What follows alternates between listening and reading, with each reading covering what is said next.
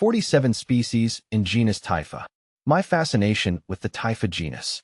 As a botanist, I've always been drawn to the unique beauty and resilience of wetland plants. Among my favorites is the Typha genus, more commonly known as cattails or bulrushes. These robust plants, with their characteristic brown, cigar-shaped flower spikes, have captivated me since my early days exploring the marshes and ponds near my childhood home. There's something undeniably striking about a stand of cattails swaying in the breeze, their slender leaves whispering secrets to the wind. They are a testament to nature's adaptability, thriving in environments that many other plants would find inhospitable. A closer look at Typha.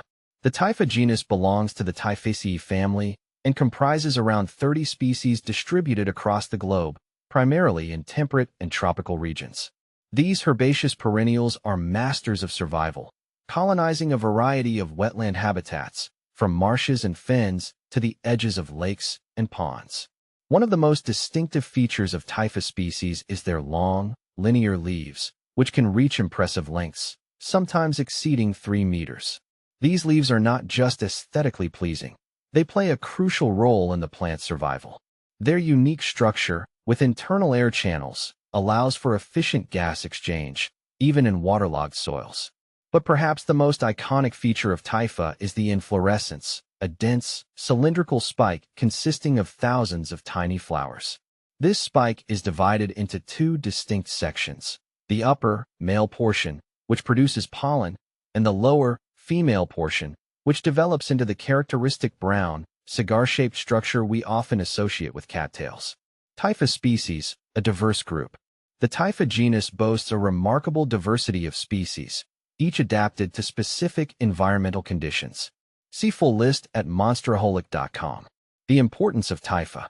Beyond their aesthetic appeal, Typha species play a vital role in wetland ecosystems. Their dense stands provide habitat and food for a wide range of wildlife, including birds, mammals, and insects. The leaves and stems offer shelter for nesting birds and small mammals, while the rhizomes and seeds are a valuable food source for many creatures. Typha plants also contribute to the health of wetland ecosystems by filtering pollutants and excess nutrients from the water. Their extensive root systems help to stabilize shorelines and prevent erosion. My continued exploration of Typha. My fascination with Typha continues to this day. I am constantly amazed by the adaptability and resilience of these plants, their ability to thrive in challenging environments, and their crucial role in supporting wetland biodiversity. In my ongoing research, I am exploring the potential uses of Typha for phytoremediation, the use of plants to clean up contaminated environments. I am also investigating the traditional uses of Typha by indigenous communities, who have long recognized the value of these plants for food, medicine, and building materials.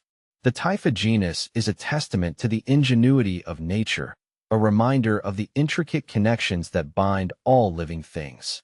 As I continue my journey of discovery, I am filled with a sense of wonder and gratitude for the opportunity to study these remarkable plants.